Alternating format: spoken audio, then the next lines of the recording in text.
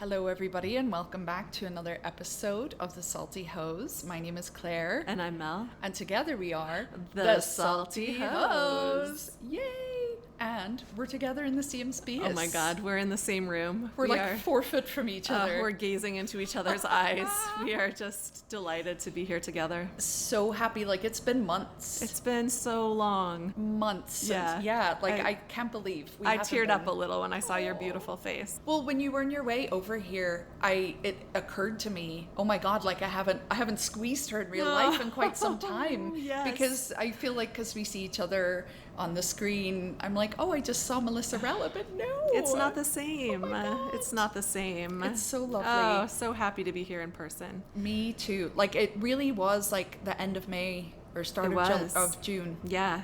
That's wild. Wild. This summer has just flew by. Yes, absolutely. Oh my goodness. It's been a whirlwind. It really has. How are you feeling about all things summer? Summer was great. I am really happy because I just got my son back. Yay! I know I didn't see him for 5 weeks because he was at a debate camp and I was out of the country. So it was very sad. I flew out to Detroit to pick him up. I know I could have let him fly home as an unaccompanied minor, but I just couldn't stand it. I had to go see my baby. So I did a quick turnaround, flew out Thursday, flew back Friday with my boy. So really happy about that. Less happy about the fact that I'm gearing up to go back to work. That is not as exciting for me. That is not an exciting thing at all. No. It's just, this summer has moved so quickly because, I think because of our job, we work in semesters and then summer, this big chunk in the middle of the year, which is lovely, and we're very lucky in that regard. And it's just, it's been too swift this year. Yeah, I agree. It's been hectic. Very, very hectic. Well, you're such a good mama. That's so sweet that you went to do that. I feel like it's like, the equivalent Mormons go and pick up their child from their mission. Yeah. You were like, I will go and bring you home, son. That's right. It was a little like that. I can't wait any longer. Oh, that's so cute. Yes. You really do miss them, and I'm sure it's lovely just to be back in your wee routine. Oh, yes. It's just wonderful. I don't even have words for how overjoyed I am to have him back. That's so cute. Yeah. I love it. You and I had mentioned, it's like, it sounds too woo-woo, but I feel like when you wake up, you can you feel whether they're in the house or not. Yes, 100%. Yes. It's like a mama thing. I don't know. It's so interesting. Like, my son has come back just to stay with me as he finishes school, and he was house sitting for a friend this weekend. And it really kind of almost threw me for a loop because I was like, wait, what is this? And then I was like, this is ridiculous. Like, I can't put that kind of pressure on my kids, but it is, you just miss them. Yes. Whatever age they are. Absolutely. So I have to also mention that poor Melissa is being just absolutely loved on by one of my cats, Sullivan. And he's just he knows I'm talking about him. He's given me the slow blink, but yeah, he's being very affectionate. So he's if you my buddy. Hear any headbutting sounds on the microphone, it's just him. Yeah, he's a crazy cat. He's a sweetie. So what about dating this summer?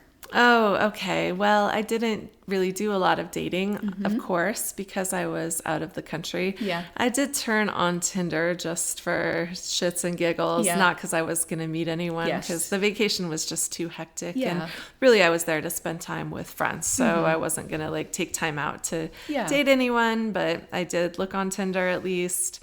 That was depressing. It didn't want to make you move to Australia? No, not at all. Actually, it was quite similar, I would say, to here, right down to dead fish pictures. Oh my God. I know. And I was like, well, at least some of these fish aren't fish we have in North America. So You're there's that. Interesting. There's some difference. But yeah, it was unfortunately really similar. And, on average, I wouldn't say the men were more attractive. It's it's like a different look, right? Yes. Okay, this is going to sound bad, but do you know that look? Oh man, I'm trying to think of how to say this, but do you know that look that some British people have where it's not attractive and they all have a similar one? I'm not saying all British people, because some British people are extremely attractive. Yeah. Well, I think it's anywhere you go in the world. Yeah, there's a look, right? Yes. Here there's a Mormon look, right? Yes. The premature balding, I mean, there's like a look. You can see it, right? Yeah. In Australia, they have like that same British look, a lot of them, where you're just like, ugh. Yeah. You're like, I have detected the look of the man in this region. Yes, exactly. Yes. So it was, disappointing. Oof. And then New Zealand, I would say, like, the level of attractiveness was maybe one notch up, but literally every single man in New Zealand is either, quote, still figuring out his dating goals or short-term fun. Wow. You're like, no. That just baffles me every time I see that, because like the odd time you'll get a like or something, and and you'll be like, oh, there's hope, and then you look and they're just like figuring it out, and you're like, how?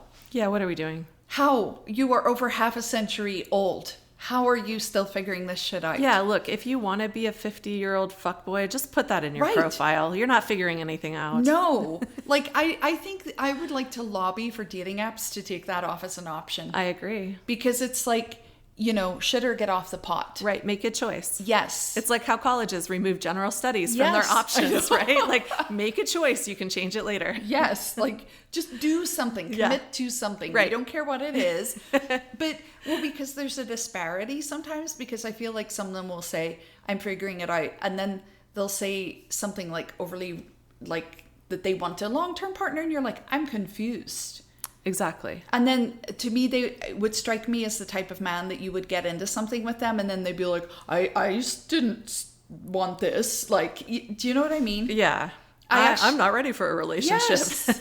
but they want you to act like their girlfriend. Yes. They want all the benefits. Yes. Yeah. This actually happened to me last week, where I had matched with a guy, and I was like, I don't really know generally. And we were chatting and he seemed quite enthusiastic, and I went back and looked at his profile, and then I was like, oh, what was I thinking? Because he said still figuring it out, and then like short term but open to long or something. Ew.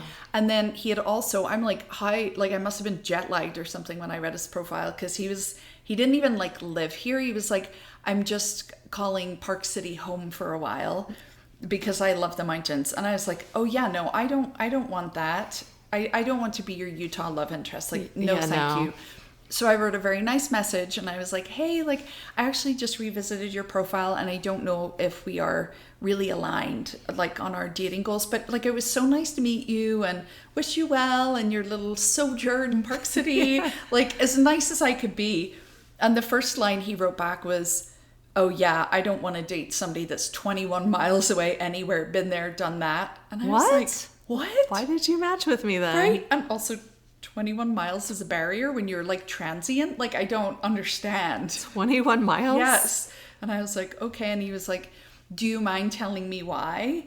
You just did. Yeah. And so like I reiterated, like, it's just, I have such little time that if I was dating, because it takes a lot to make me want to go on a date. Oh my God, so much effort. Like, so much. I was like, look, there's limited time, and I'd really only sort of want to put it into somebody that, actually lives here, maybe, is a good start. Yeah, and is interested in a relationship. Yeah. Like, I'm not, it's not like I want to get married or anything, but like, I just also don't want to be somebody's hookup. Yeah. In Utah. Totally. So, yeah, but he was quite like put out that I would say that's not for me. Let's dissect that a little. Yeah. Okay.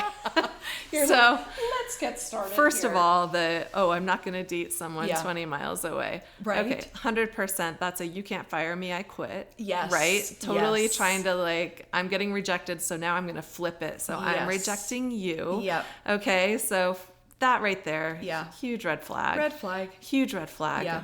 Just like take the L, buddy, right? Yes. Just be like, okay, thanks for letting me know. Yes. Unmatch. That's all you have to do. That's it. You could even just unmatch if you haven't met. Like And then here's the other thing, right? Like a lot of these men, you read their profiles and they like will complain about women ghosting or being flaky and like blah, blah, blah, blah, blah. Which I would argue, first of all, if you haven't met, it's not ghosting. That would be my, you know, I've had people unmatch me. I've unmatched people with no explanation. I don't think you actually have to provide one if you have not met a person. Not if you have said like 5 words, like, how was your day? Right. Like a little small talk over the app. I don't think it's necessary. Yeah. Agreed. So it was very kind of you to do that. So he's not wondering. And what does he do? He argues with you. I know. Yeah. Refuses to like understand your answer, right? Even though reading might help, right? Yeah. You know, and just like gives you a hard time for it. So like men in general, if you don't want women to just like hit that unmatch button with no explanation, then don't be a dick when they do explain. Right. It's like, what do you want? Maybe that's where they're still figuring it out. Like basic human communication skills. Is emotional maturity. Yeah. Yeah. Like, my God, it is exhaustive. You and I had both mentioned, like, I don't know if I'm avoidant or enlightened. Yeah. Like, I can't figure out which one it is, because it takes so much for me to want to even go on a date. And like, before it was just fun. You're like, oh, I get to meet a new person. Like, you can get dressed up maybe. And like now, I actually thought about this at the weekend. I will not put any effort into getting ready anymore on dates. Good. Like, you shouldn't. Nothing. It's not worth it. Before, I would be all like, you know, primping and prepping and outfits, maybe buy a new shirt or something. And now I'm just like, ugh. Like, I would put more effort into meeting you. Oh, yeah. 100%. Because I just can't be bothered. Like, because you're just like, I don't even really want to do this. Yeah, well, here's the thing. The ROI is really low. So that return on investment is just usually not there. Nope. In my experience, it's just about never there, actually. Yeah. Yeah. And like I say, I don't know if I'm just very guarded. And I can admit that I am at this point. But also maybe, you know, all the experiences have just clicked and I can actually see it for what it is now. But I honestly don't know which one it is. I think you're enlightened. Yeah. Because here's the thing. Let's just do a hypothetical, right? A little contrafactual here. Let's say that you went on a date. I don't know, maybe tomorrow. Yes. Ooh. Yeah. And let's Funny just say that. You don't make any effort. It's the normal thing. You just roll up, right? Not expecting much at all. But then let's just say it goes fabulously. Okay, you have an amazing date. Everything is like super aligned, no red flags. The guy is great. You have an amazing conversation. He asks you out again for the weekend for dinner.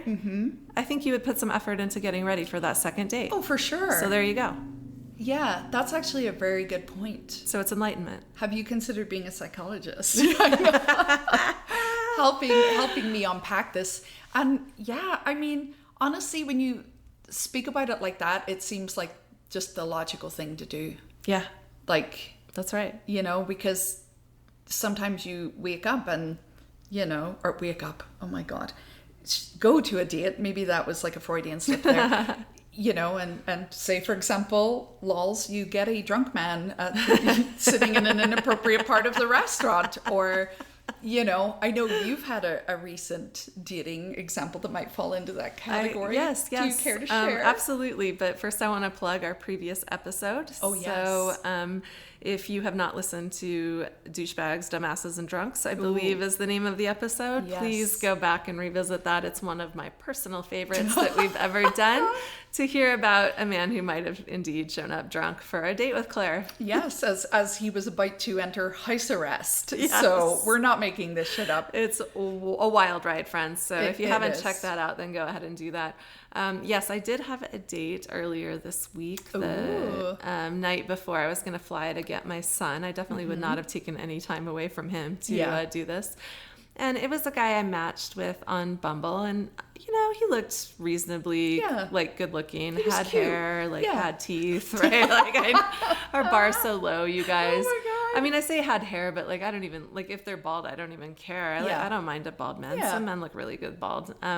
Although there actually was something I probably should have noticed, which was he was doing like the Utah faux hawk hairstyle. Ooh, I know, that was in retrospect, I should have been, you know, just swiped left on that. Yeah. You're like, brother, leave that in 1995 where it belongs. Right. And also if you're over 50, like, it's not funny. Yeah. It's not a good look. It's not cute. Yeah. But I was like, you know, who knows? Like, right. You're open. Yeah, his bio is pretty good. He was actually smiling in his pictures, had multiple pictures. You know, you're like, okay, well, you know, so I matched. We had some conversation. It was fine. Like, it was pretty decent. He asked questions. So I was like, oh my God, amazing.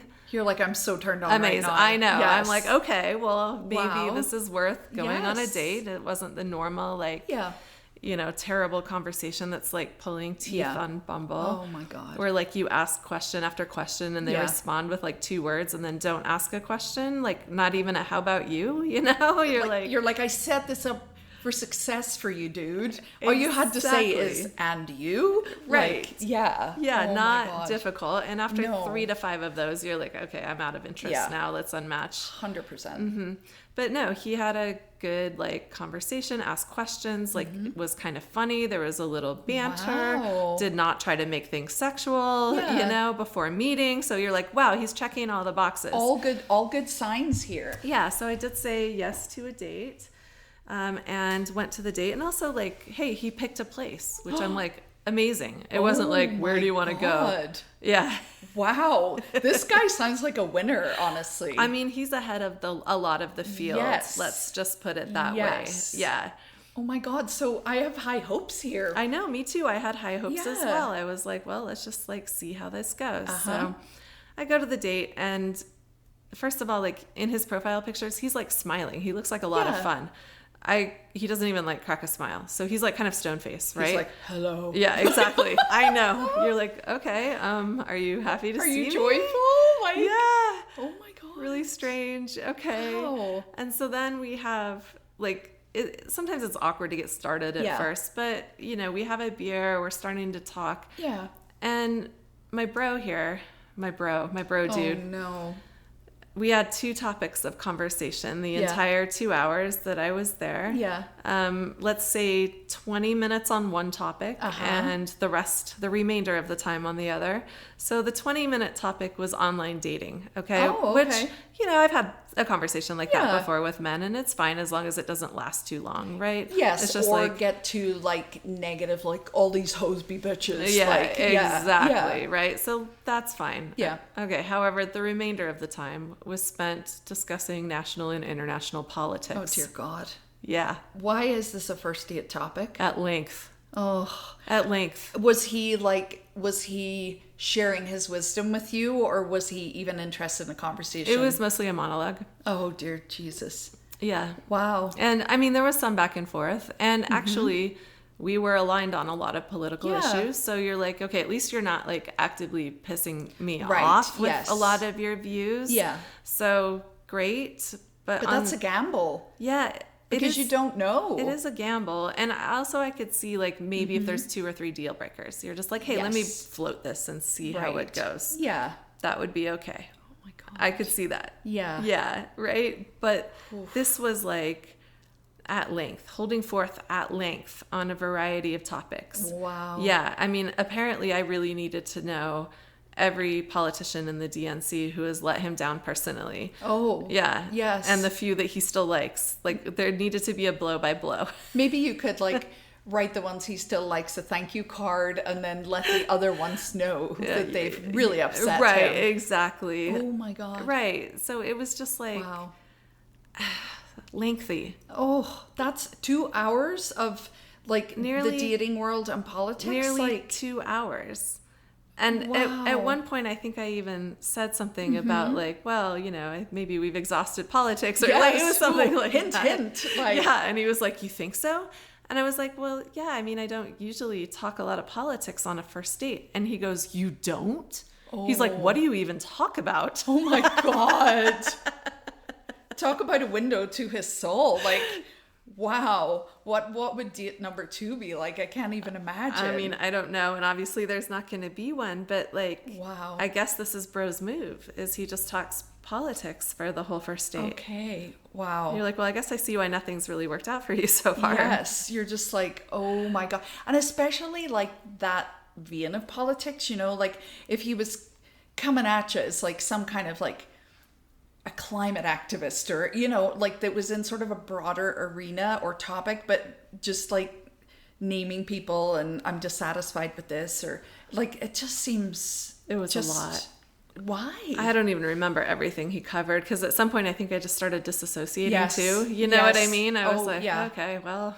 You're like, here we are. Can this be over, please? It doesn't seem like this train can be derailed. So, wow. Oh my God. There was like a little bit of other talk, but believe me, it was very little. It was probably a solid 90 minutes of talking politics. Oh my God. And finally, when we have to apparently get into the discussion of was 9/11 an inside job, I was like, you know what? I think I'm going to go. You're like, oh, is that the time? Yeah. I must go home and I think I have to leave now. feed my dog. Like, yeah, exactly. Oh my God. Like, and that level of, I mean, oh my God. Wow. Yeah. I'm so sorry, Melissa. I know. Thank you for your service to the podcast. Like, because, like, what? It's so, what?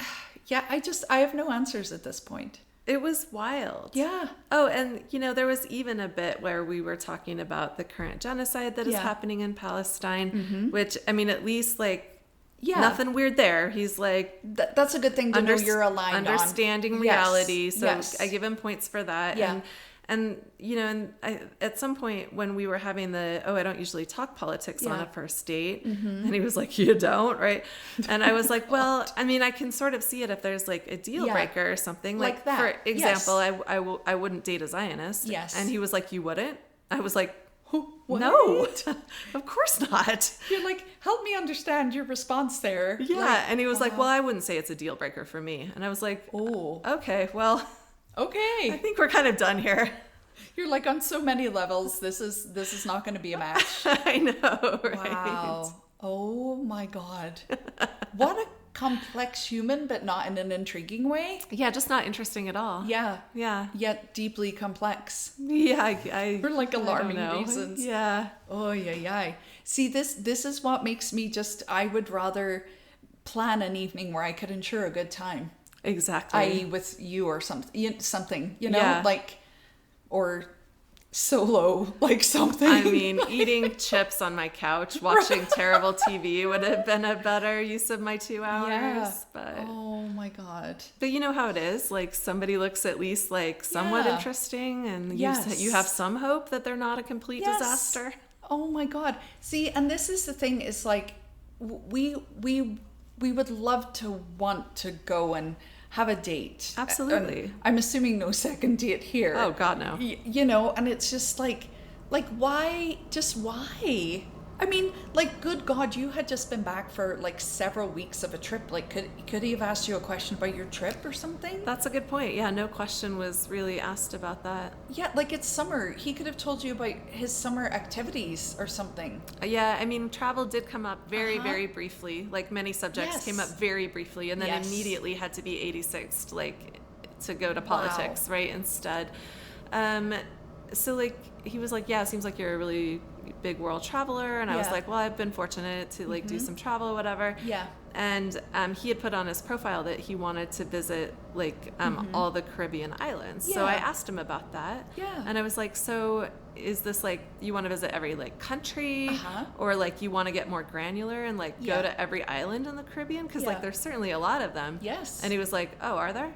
And I was like, oh, I mean, it's your goal, man. Yeah, like, you tell me. Yeah, I was like, well, how many countries are there that you're trying to, like, tick off? And he's like, I don't know, like 15. And I was like, I think there's more than that. Oh my God. Yeah, I was like, okay. It's like, dude, if you're going to list a talking point, like, be like at least conversant in the things that you would like to. I know, like, kind of strange. So, like, that didn't go anywhere. I was like, well, how many have you been to? And he's like, 3. I was like, okay, well, some work to do. Like, yeah, and it just, like, he just kind of, like, dropped it, and then, I don't know. Wow.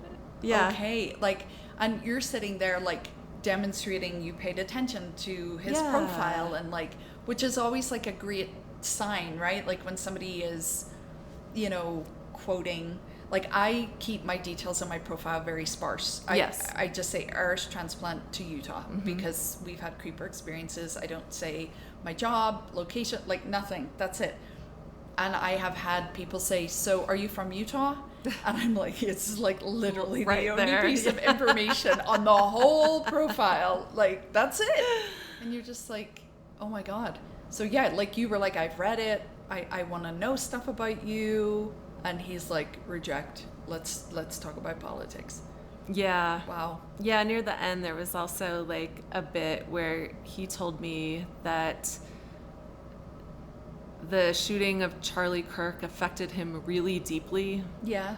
Not because he was a big Kirk fan, Yeah. but because violence, like in a public space on a college campus, like deeply affected him, and like it wasn't the way it should be. And you're like, yeah, I was like, I mean, imagine being a college professor and like watching that news. You're like, I have some thoughts on that. He immediately dismissed it and was like, yeah, I was super deeply affected. Like I had to go home. Like I was so upset.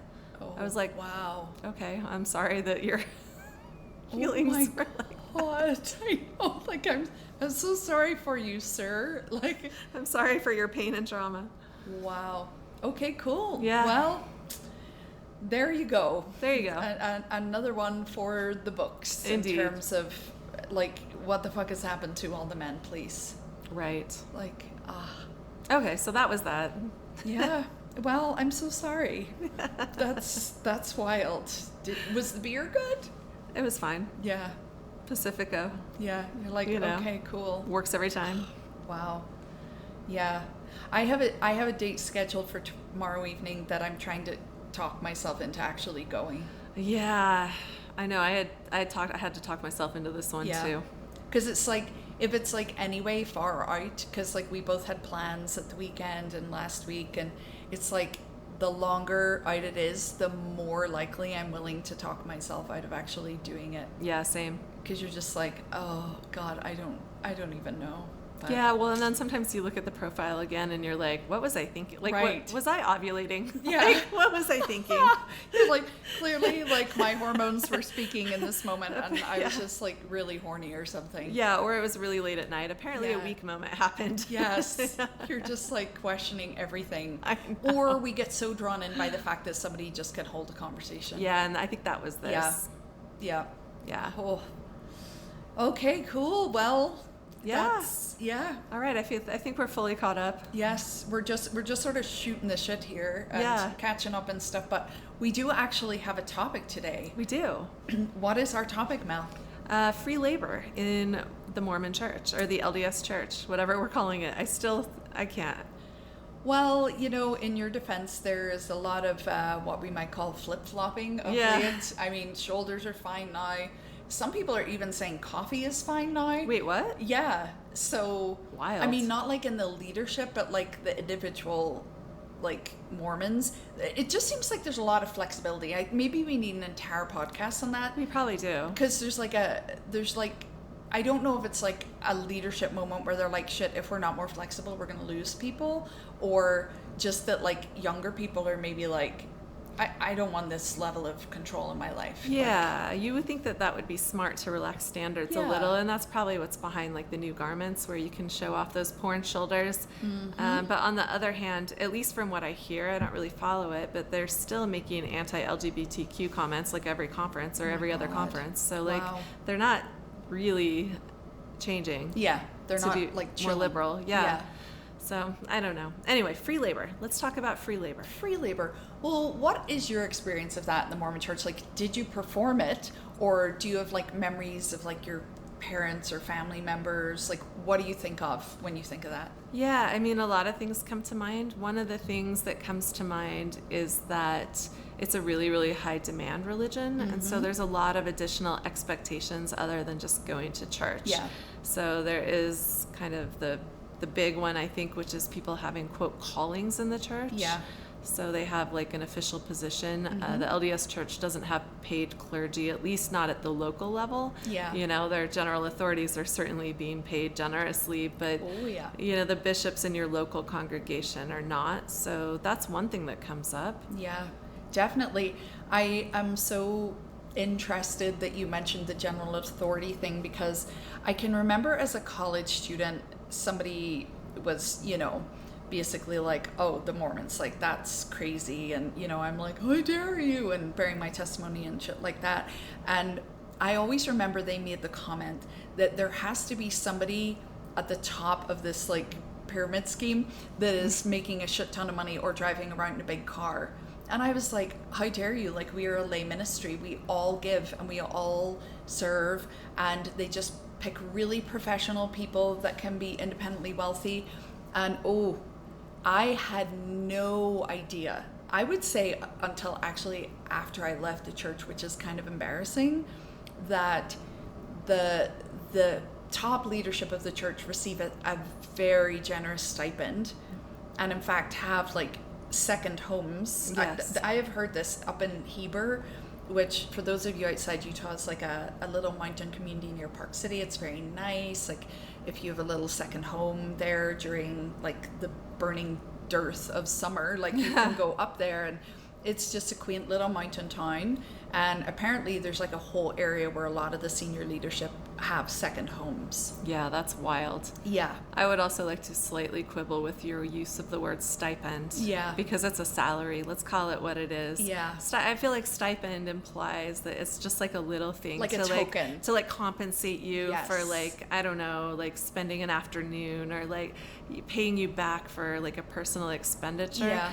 It's a salary. Yeah. Like they're making money. Yes. Like, and where would that money come from? Oh, tithing. Yeah. And apparently it is not only for like the, first presidency or general authorities, as they're called. Like, I believe it extends to like, not that they get a stipend, but like mission presidents or area presidents will get like the top private schools paid for their kids, or other kind of like expenditures covered.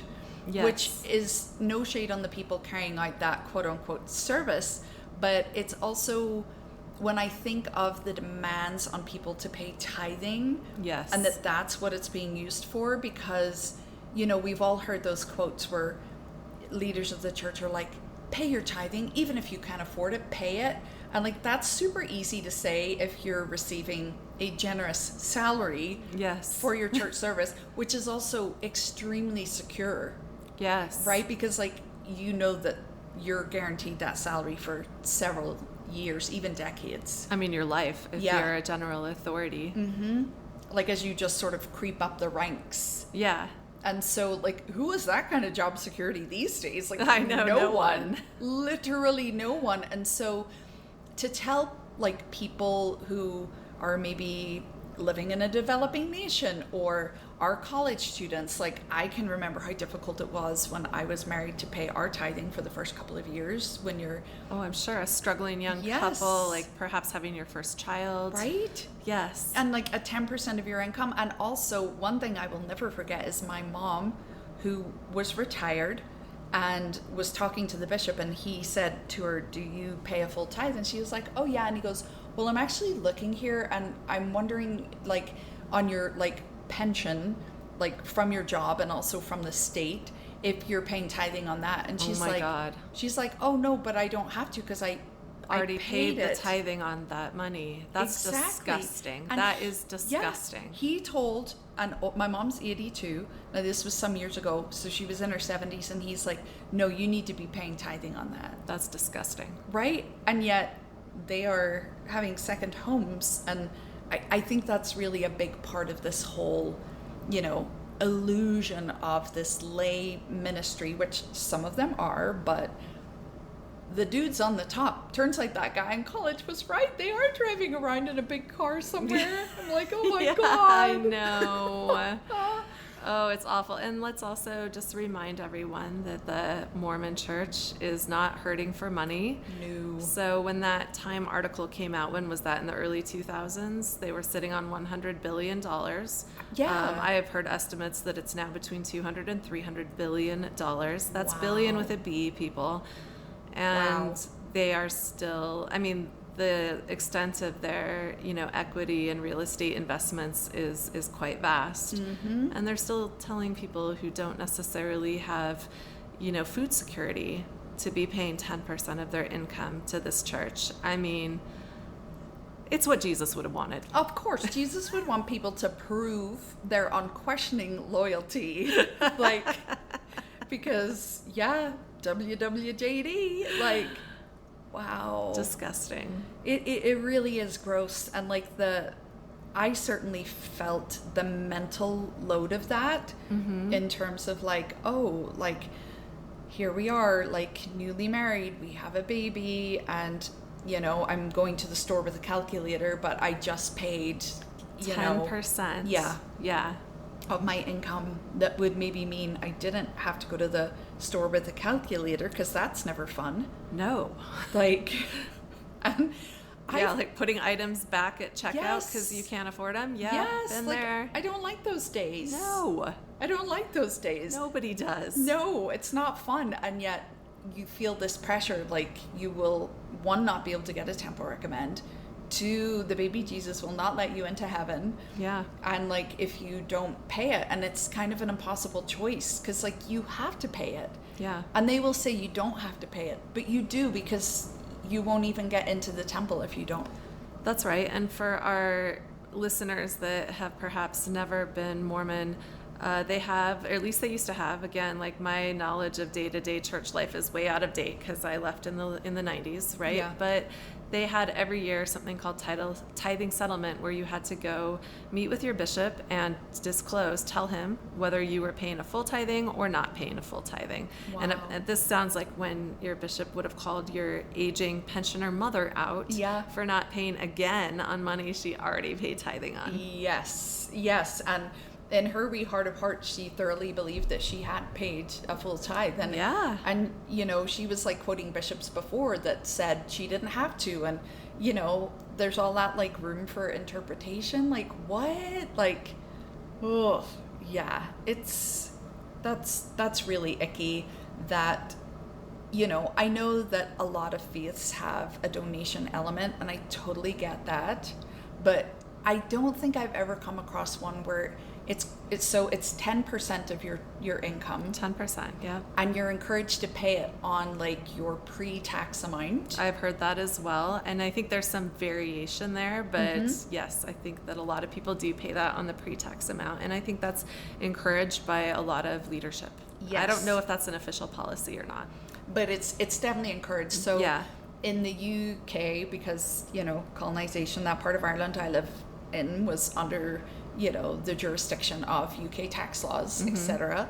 And they had this thing called gift aid. So it's basically like, you know, here you could write tithing off technically in your taxes as a charitable donation because they're registered as a charity.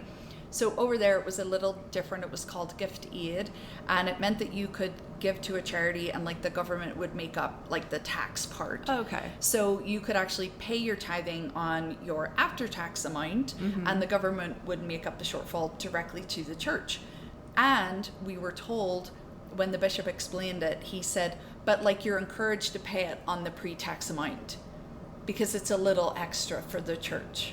Gross. So again, not like it's maybe even a lot extra if your tax bracket is high enough. Right? Yeah. And they're like, you know, just don't take this little break maybe that you could really use, particularly, you know, for low income people, because the difference between $100 when you're broke versus $100 when you're not is like vast. Yeah. Yeah. So, wow. Yes. Okay, so we've established that they've got a lot of cash. They have a lot of cash. And let's also mention that, distastefully, in my opinion, the biggest thing that they pay for with tithing money is the building and upkeep of temples and churches. Okay, so this is not money for the vast majority of it that is being given to help the poor. Right. There's always sort of, but they do humanitarian aid and they do a very little of that. And my understanding is it's about like 1% of what they're giving out. So it's churches and temples. The next biggest thing that they pay for is BYU. So Brigham Young University. Wow.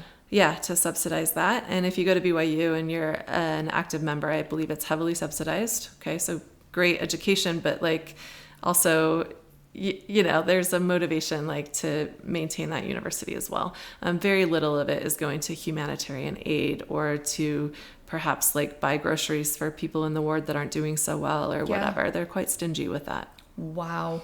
Which is, you know, again, WWJD. Yeah, exactly. I hope that's not what, you know, that he would spend it on if all of this is real? Like, I don't think so. Oh, yeah. Yeah. Okay. So with all that in mind, where does the church need a lot of our free labor?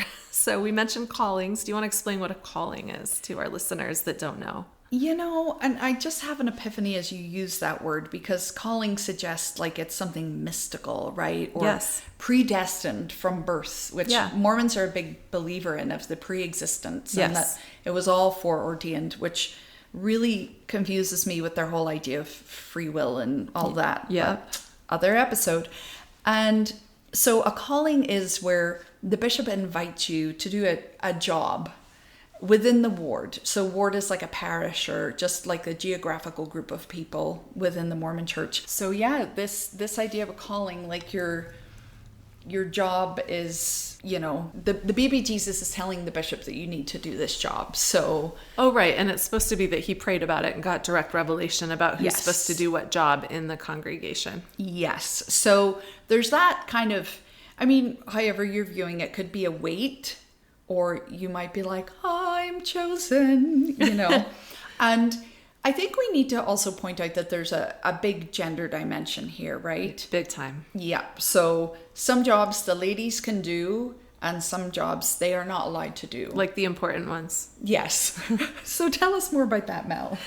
Well, I mean, it's a patriarchal system, right? So the person who is in charge of the ward is the bishop, and at least in my day, I assume this is still true, he calls 2 counselors to help him, a first counselor and a second counselor, and then also a secretary who's going to like do the logistic thing, right? Like call everybody for appointments to tithing settlement and like whatever. Woo! Yeah, keep his meeting agenda. I don't know. So you've got the 4 people in charge, and they're all men. Okay, so they all have to be men. I know I'm shocking you right now.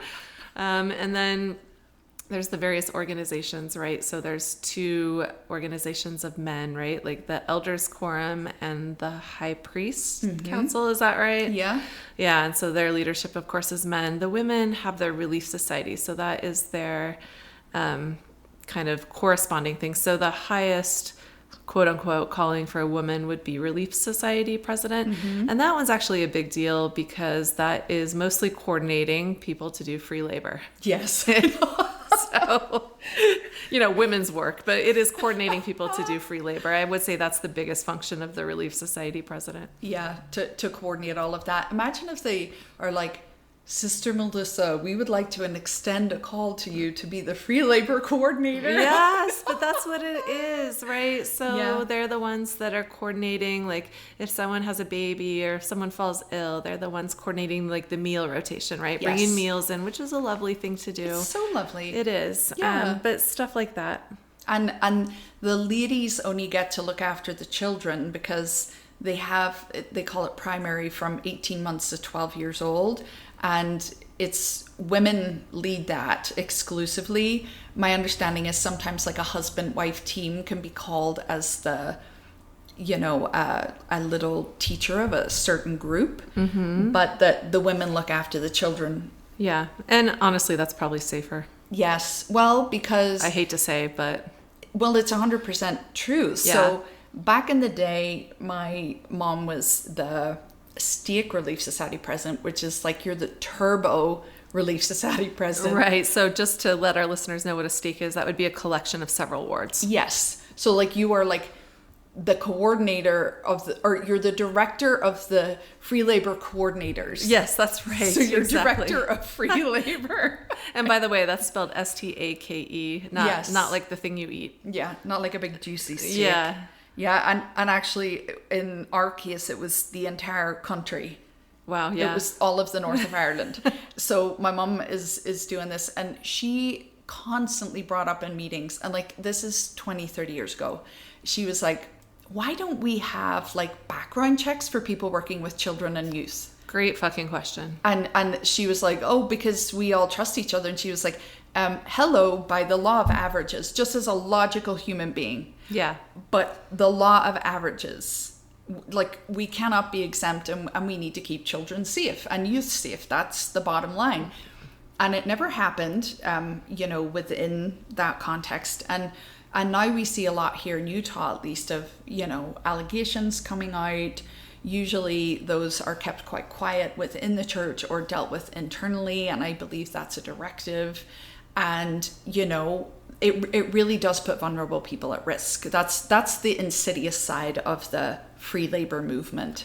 Oh, absolutely. And we're definitely seeing that, like you said, where people have been told directly from either the Central Church in Salt Lake City or its lawyers at Curtin McConkie to not report child abuse, child molestation, child rape, which I think you're actually required to do. Yes. As a clergy person. I think you are actually a mandatory reporter, and they're directly have been telling people, don't report that, just like take them out of the calling and like counsel them like to, I don't know, not be a sex predator or something like that. Wow. But specifically so that they're not making the church look bad, specifically, rather than supporting like the child who has just been assaulted. Mm-hmm. Wow. It's wild. That is really wild because as you point out, like mandatory reporting is an aspect of a lot of jobs. Yeah, we're mandatory reporters in our job. We have to, and you're also required to do that very quickly. Yeah. It's a small window. And even if you're not legally required, I would argue you are morally right? and ethically required to report if you know that someone has assaulted a child or any person, any vulnerable person, any person. And that's like, I think, the most egregious side of free labor. And then there's also the side of it where, what you just mentioned there in terms of if somebody is reporting that something occurred, like you may not have the skills to deal with that. I mean, we're in full agreement that like that's BS and it should be reported. But if somebody is telling you, will you just handle it? Like, are you a social worker? No, probably not. Are you, check the boxes. And so my dear husband, when I was married, was called to be a bishop at 26 years of age. Now, 26 years of age is not very old or worldly wise. No. And, there's this great sort of shroud of secrecy, which they would call sacred things, that, a bishop can't come home and like tell his wife like the shit that's going down. Like you come home from work and be like, oh my God, you'll never guess what happened. You can't do that with the calling. So that's kind of weird within a marriage, number one. And also like, you hear about things sort of not directly from your spouse necessarily, but just the wider goss, Yeah. And you're like, dear God, like this person, husband at the time, who you love dearly, is not equipped to deal with problems this big. Yeah, that's right. I mean, and a lot of times they're sort of like standing in place of like a therapist or a mental health like professional, and they're not. They have no training to do so unless just by coincidence that happened to be their career before they were called as bishop. They're provided no training on mental health issues, and they get really serious ones. I mean, they get domestic abuse, right? And they're supposed to somehow like counsel both the husband and wife. You can see like why that goes wrong a lot of times, especially when they're working in this weird patriarchal framework. You have people that might have suicidal ideations that you're dealing with, right? Like you might have all kinds of just crazy, unhinged situations that you're like, as a 26-year-old or not trained like to deal with at all. It's negligent, really. Well, it is, because it puts a huge burden on that person too. Yes. Like, and the only guidance they're given is listen to the quote unquote Holy Ghost. Yeah. Right? Who is not going to train you in the law or yes, not going to train you. Exactly. And so I think you kind of default to like a lot of your patterns, right? Your biases, whatever you have coming in. And that might work out great if you get someone like, I had an uncle who was a bishop, sweetest, kindest man you could ask for. I'm sure he handled that with all of the grace and empathy that you could, wish for, even though he wasn't like formally trained, which could have been a problem, but at least he would have been operating from a place of empathy and love. Care. Not everyone is, though. This is very true. Tell us more about that. Well, I just think that, there's a lot of Mormon men that don't have a lot of necessarily life experience. Okay, maybe they went on a mission or something. But, you know, look, a lot of them are pretty sexist and they're pretty homophobic. And so when you hear stuff about like bishops encouraging parents to cut off their gay children, this makes me very, very angry. Very angry. Because I can't understand why. I can't wrap my head around someone giving that kind of opinion. And that's why one of the reasons, like, we have an extraordinarily high suicide rate in our young people here in Utah. And it's just irresponsible at that point. Wildly. And a terrible burden to put on somebody. And also it leaves like a bishop or other church leaders maybe also open to allegations as well. And like, you're as a young family trying to deal with all of those kinds of things. Like, it is a lot to just put on people. A lot. And to be clear, like, we are speaking in defense of people in these positions that are put in terrible positions. Yeah, I mean, some of them are just straight up assholes, don't get me wrong, but like most of them are probably good people just trying to do their best, but not equipped with the right tools. And now being asked to give, well, let's talk about that. How much time do you think a bishop of a ward is serving in an unpaid capacity? It's pretty wild how much it is, right? It's a lot. So I Googled this just for fun to see what the church would say, like if they downplayed it or like hyped it up. And the quote I found from an official church website was 15 to 30 hours a week. Wow. And I can like corroborate this statistic, having been the bishop's wife. And honestly, the only way we got out of that was emigrating to this country. I think he was the bishop for 6 or 7 years. Oh my God, that's longer than they're supposed to serve too. Well, when the church is small, right? That's kind they of, don't have a backup option. No, they really didn't. And like, when I think back on it, like, we were quite newly married. We were having like babies. We also had bought this home. It was our second home we bought, and we did a lot of work on that house. But it was like fun. It was great. It was a great home. And but we sort of like missed out in some of those moments because he literally from Tuesday through Friday most weeks was gone every evening. Oh, that's terrible. And so Mormons have this thing on a Monday night, and it's like sacred time called family home evening. But I actually just really think it's there as like a token gesture to be like, you know, well, you had a very intentional Monday night together, and so fuck you for the rest of the week. Because, you know, occasionally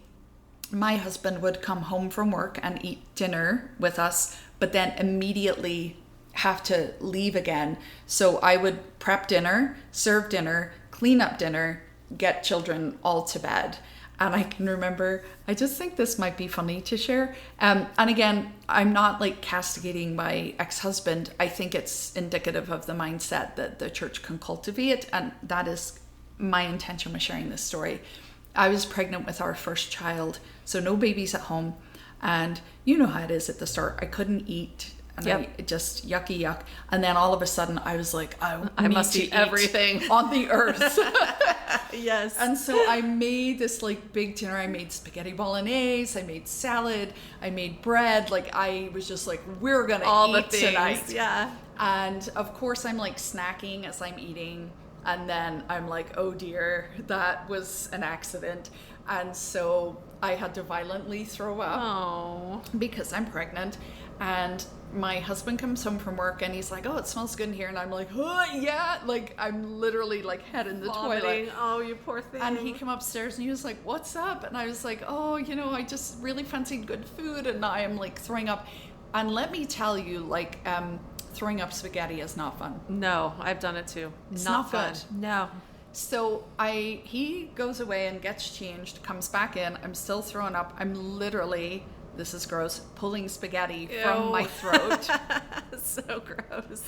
And he goes, sorry, what time do you think dinner will be ready? Because I have to get to this church meeting. Oh my God. And I was like, oh, just give me a second. Like, you know. And again, no shade on him. It's just this idea of like, no, I have to go and fulfill my calling, right? My duty. Yeah, and there's no other option. Yes. So yes, was that kind of horrible of him to say? Absolutely. But at the same time, they have this like pressure and expectation that like you literally cannot like not show up to that meeting, even if your wife is like vomiting her guts out in the bathroom, pulling spaghetti out of her throat, literally. Like, God, that's disgusting. Well, I'm so sorry. You're so sweet, but I love how you phrase that, because that's the point, right? Like, it's no shade on the ex-husband. It's shade on this like structure. Yeah, and it's hard for them to wake up and be like, hey, you know what, actually, this is fucked up. Yeah. That I'm asking my vomiting wife, like, what time she's going to finish dinner. I know. So I can go to a church meeting instead of, like, being here with her. Yeah, instead of staying home and rubbing her feet. Yes, that's wild. It's just wild. Like, it asks so much of people, you know, and it's just a lot. And I think a lot of people would say, but I want to. And it's like, okay, cool. But like, is there really an element of choice there? Yeah, there's not. And also, do you want it because that's just been the expectation and that's what you've been told like your whole life? Yeah. You know, friends, we've said it before and we'll say it again. Patriarchy is not good for men either. No. It's not good for women or men. No. And it like separates the dad from their kids too. It does. Like, absolutely. Because at the end of the day, the kids don't know why, but they just notice that their dad is never there for bedtime. Yep. So, that's not great for eternal families. No. Because it takes you away from your family so much. I can remember one time going to, like, as they would call it, an activity. Like, the vernacular is so weird. It is. I know, once you leave, you're like, wait, what? I know. I'm going to an activity this weekend. Yeah. Like, oh my God.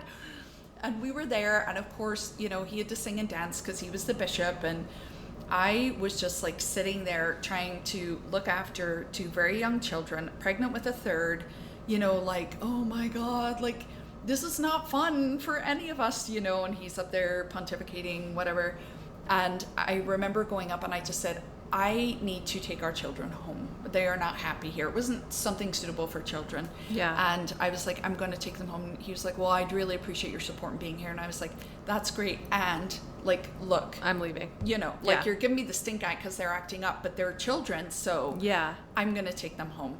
And I remember very calmly driving home, coming into the house. I, put a little show on and got them little snack plates, did all the things very calmly, and then I went into my bedroom and I closed the door and I just sobbed. Oh. Like, because I was like, what is this life? Like, this is insane.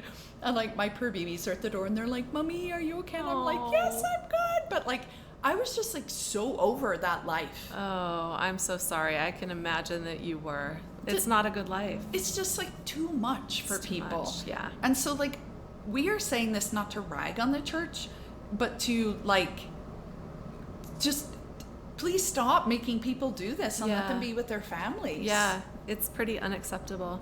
And it's even just like random members all the time too. So I'm not sure how it was in Ireland, but where I grew up, and I think in the States generally, like the elders quorum is supposed to move people for free. Yes. Yeah. Okay. So that was the same, right? Yep. Like they're expected to give up their Saturday to like pack somebody's shit up. Mm-hmm. And like, to be clear, this isn't necessarily someone that can't afford to hire movers. This is just like anyone in the ward who's moving is like, oh, you're expected to actually show up and donate like 6 hours of your Saturday to helping someone move. Yeah. It's crazy. It's insane, which, that's lovely once in a while, but if it's all the time, and as you say, there are a lot of people that could absolutely afford to be doing that. Yeah. But then that's a Saturday lost again. Absolutely. With family time. Yeah. You're not going to be able to do that with your family. And if you're Mormon, this is like the one day a weekend you have to do something fun, because Sunday, when I was growing up, was 3 hours of church, right? Now it's 2. And then after church, you're not really supposed to do fun things. No. Right? You're supposed to, like, I don't know, sit at home and do nothing. Yes. Read your scriptures or something. Yeah. It's not like it's even encouraged to go out and do stuff or even hike. Yeah, we couldn't, like, go to the beach, for instance. No. That wasn't allowed. No, that's like your Saturday. Yeah. But it's consumed. And, I'm all about community. I love community. When I lived in my little Davis County affluent Mormon neighborhood, in the winter, all the like young teen boys, coordinated by the men, would go and clear like the snow from old people's driveways.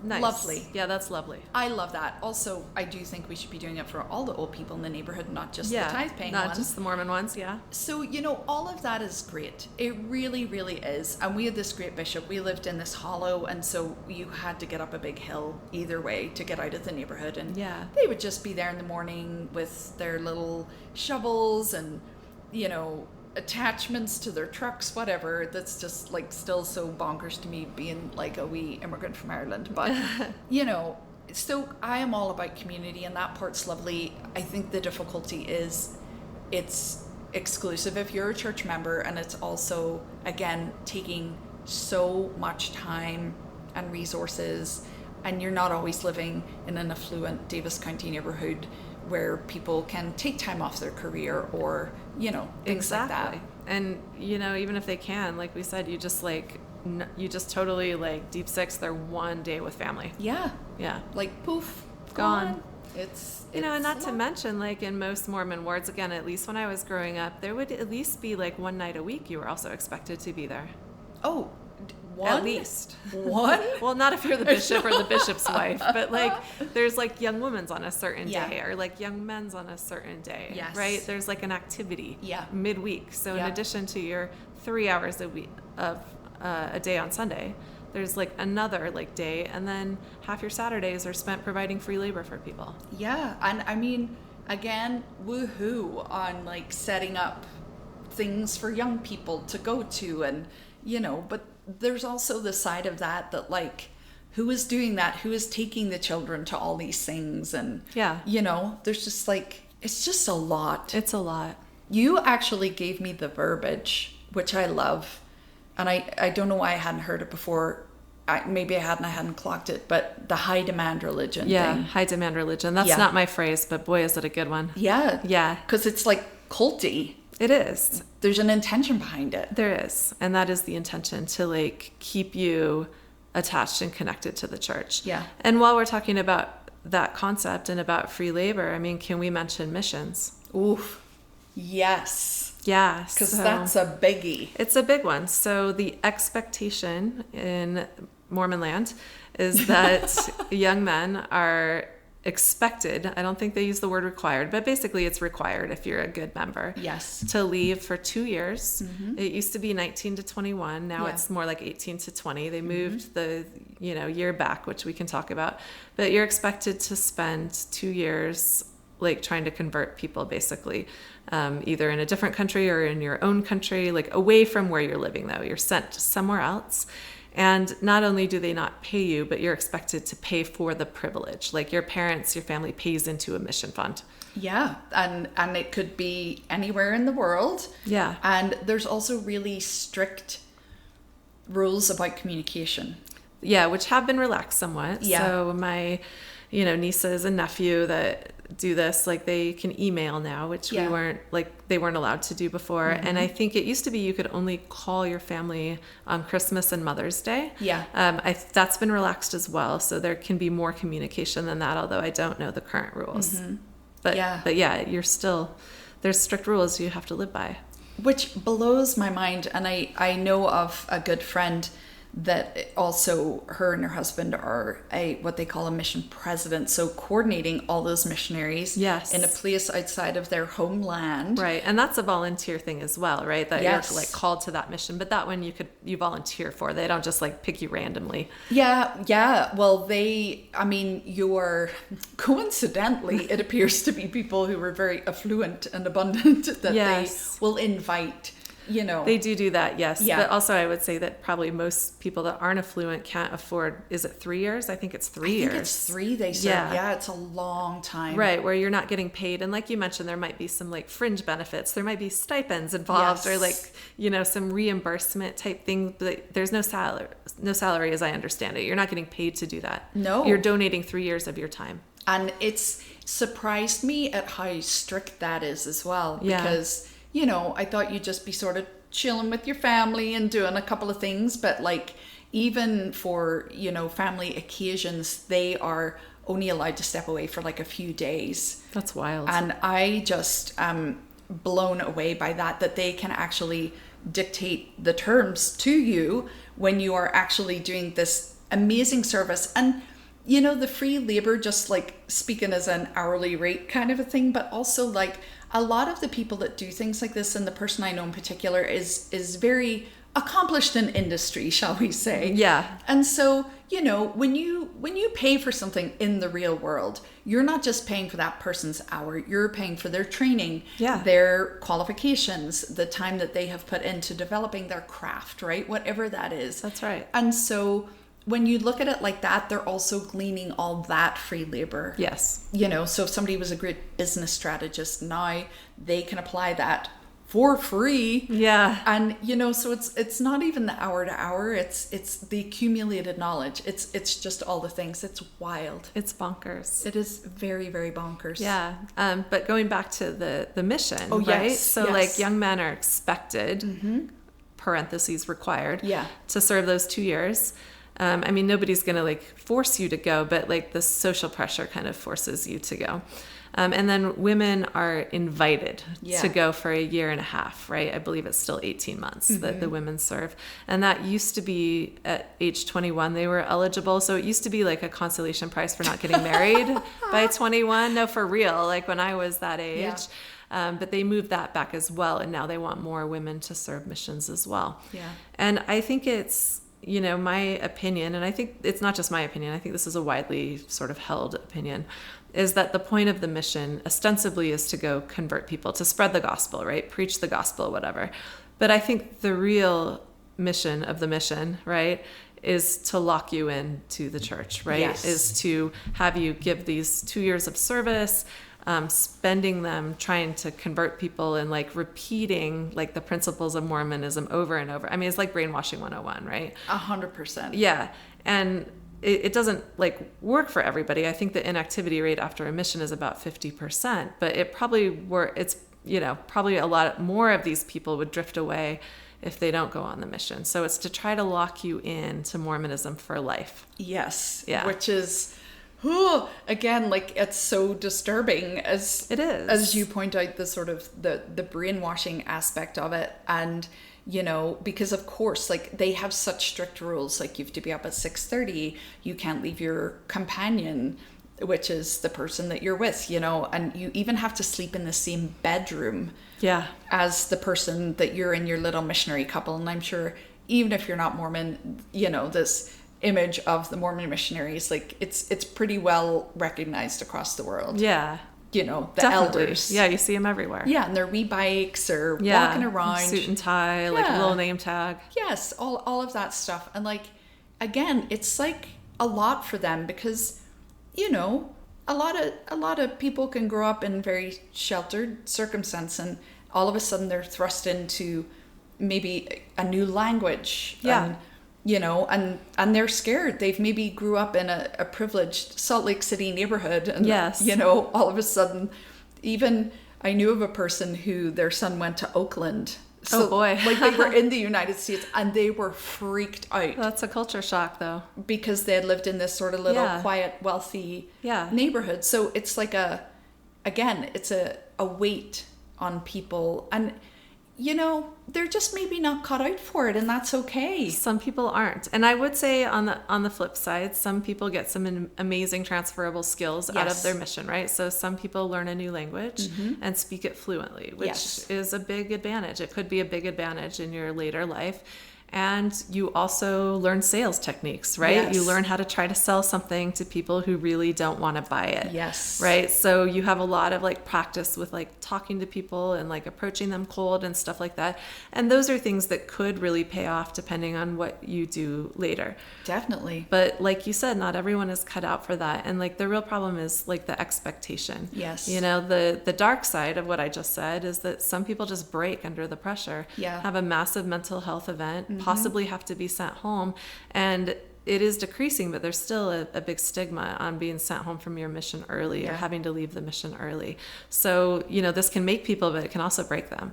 Yes, and it's a big weight on somebody that age because especially for men, boys, you know, they're still young at that age. I know that even they become a social pariah for even women who are looking to date them, it's like a criteria. Did you serve a mission? Oh, absolutely. Yeah. Did you return with honor? Yes. Is a phrase that they use. That's right. Your value on the Mormon marriage market is significantly decreased if you didn't serve a mission or if you didn't complete the mission. Yeah. Yeah. So it's like long-lasting effects. It is. And even sort of on your career, there could be long-lasting effects because you're asking someone to step away from college for 2 years or other things. And for some people, it could be that those skills I just mentioned will compensate you, right? Like you spent 2 years like working on your sales technique. Maybe that's going to make you like great at business or something. But not everyone wants to do that, or not everyone is they're just going to suffer through it and not necessarily like get the skills that, other people do get. And so for them, you've just sort of given up 2 years of your life, 2 years of college, 2 years of dating, maybe 2 years of working, 2 years of whatever, like to give free labor to the church. Yeah, it's like, what? It's also interesting to think about how other countries operate. So I would argue that this is very much designed for an American system. Yes, of course. Because, shocker. And there's a claim it's a global church, but particularly when they had not changed the age from 19 down to 18. So in, Ireland, the UK, the way it works is if you want to go to university, you stay in high school until you're 18. Mm-hmm. But it's not like the US where you can go take a couple of classes, take a pause, and then come back to it. Right. If you leave, you don't get back in to that God. course. You have to reapply for university. And over there as well, there's also a central system for applications. So there's a lot of time constraints on that. Yeah. You have to apply very long in advance. It goes to a central clearing system. Okay. And there's different requirements. So that can really mess you up in terms of getting a college education in other countries that have rules that are not like the US, where it's a little bit more flexible. Right. Which I think is a good thing, but irrelevant from that, like it can really sort of put an obstacle for people's career and their start in life. Fortunately, the church is super culturally sensitive and adapts. Oh, wait, just kidding. Lols. They really want to know what's happening in other countries outside of Salt Lake City and be sensitive to that. Exactly. Oh, wow. Yeah.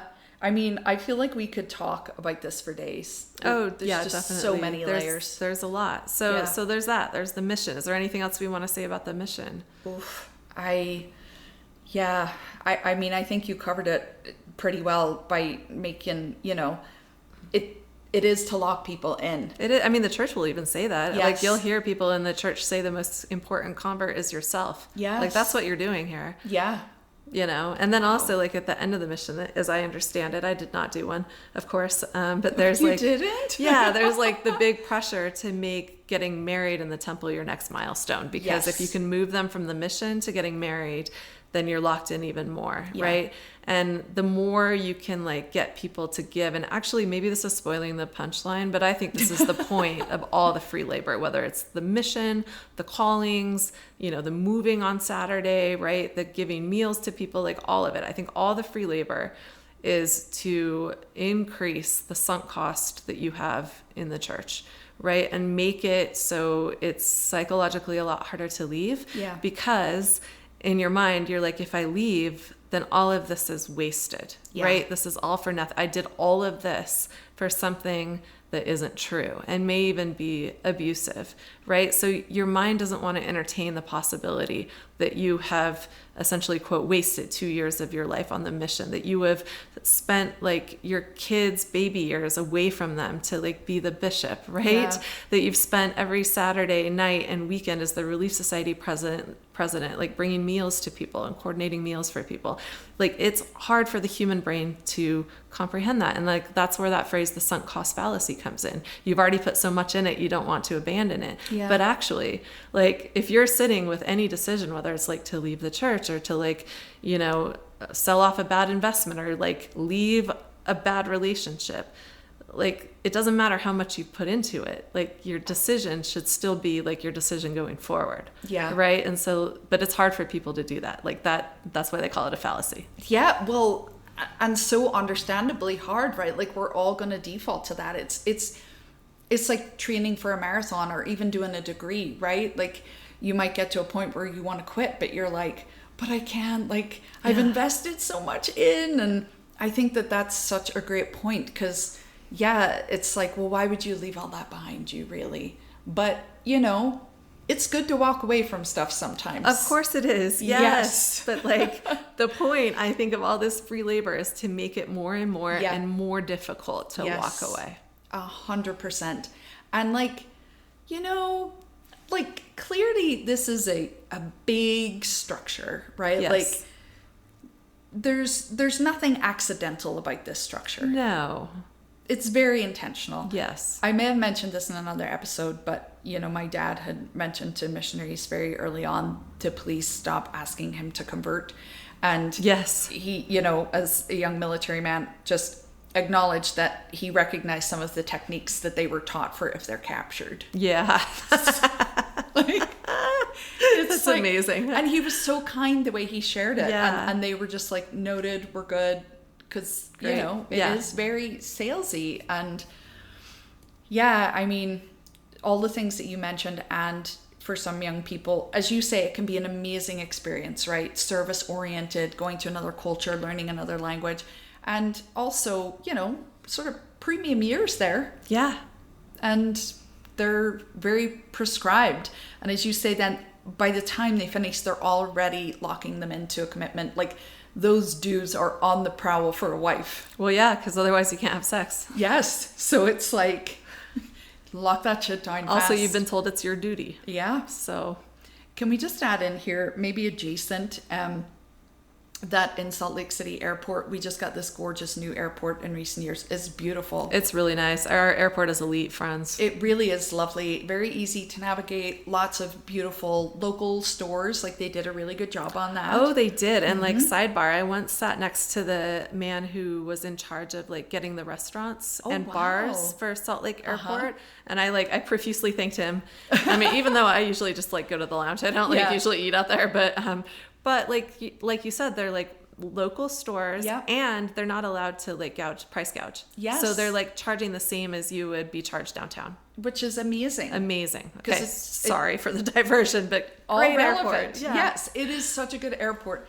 And they designed into it literally a missionary welcome space. Well, they had to. They didn't have that there at first, but like the people, the families of returning missionaries were like clogging everything up. Like you couldn't even get to baggage claim. Yeah. Because there were so many people standing there screaming with signs. And you're like, look, I get you're excited to see your family member you haven't seen in 2 years, but like also I need to go get my bag. Yes. Like, you're like, please step to the side. Yeah. So they made that new space to like get people out of the main traffic flow. It is hilarious to me. One of my favorite things is if I'm waiting on somebody at the airport and there's like a missionary homecoming, as they call it, I love to watch the faces of people just like flying into Salt Lake, because you'll see them like like recording it and everything, because they're just what is this? What is this shit? Like, and you know, big signs like "Welcome home, elder or sister." Yeah. And, you know, they're still not very good with the social spaces, even though there's a designated area. Yeah, but they still spill out into the non-designated area. It's a lot. And, you know, sometimes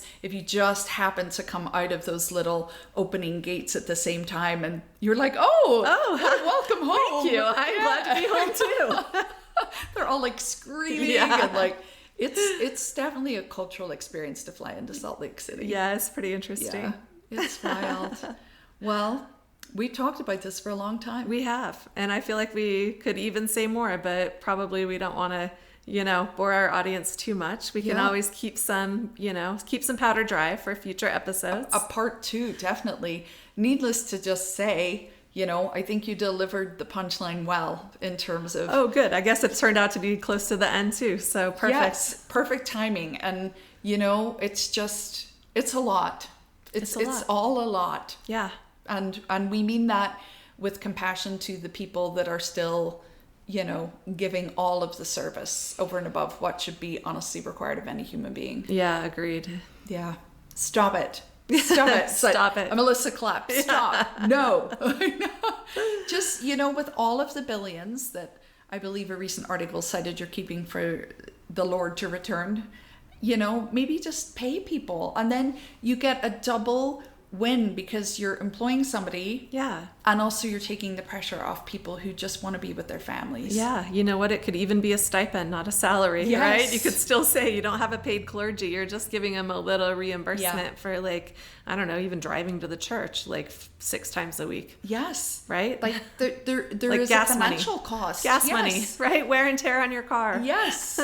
like not only something. is the time cost, there is a financial cost, and like we can't deny it. And I don't know what this like virtue signaling is. Like we do it for free over here because the higher ups are not paying the costs for that. No. It's the regular people. It's on the back of members like it yes. always is, right? Wow. God, we didn't even mention cleaning the bathrooms. We're going to save that. Oof. I know we've talked about it before, but yeah. we'll save that too. Oh yeah, we need a part 2. Yeah, okay. So much to unpack. Good. All right, friends. Well, I hope you enjoyed our episode. As usual, coming at you every week with great salty hoe content. Woo! We're just so happy to be back in the same physical space too. It's lovely. It's lovely. Love it. Just as a reminder, if you enjoy this episode or any of our episodes, please don't forget to follow us on Spotify or Apple Podcasts. Please give us a 5-star rating if you haven't done so already. A little review would be just amazing, above and beyond.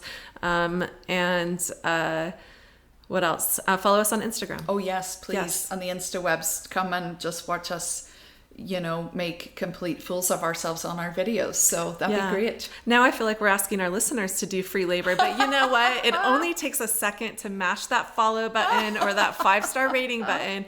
And like, we are definitely providing you a lot of work and entertainment. Yes. So I wouldn't even say it's free labor. Yeah. At this point, we're doing the free labor, but we are volunteering that, not because someone yes. is making us do it. Because we love it. We do love it. We do actually love it, and we would go to great lengths to continue to do it. So yes, just give us a wee bit of free labor, but we do guarantee. Yeah, actually compensate us. Yeah. With a 5-star rating and a little follow. There you go. And we guarantee celestial glory for all. That's right, we do. Yes. 100%. Guaranteed. Money back guarantee. Love it. Well, stay salty, everybody, and we look forward to chatting with you all again soon. Take care. Bye. Bye.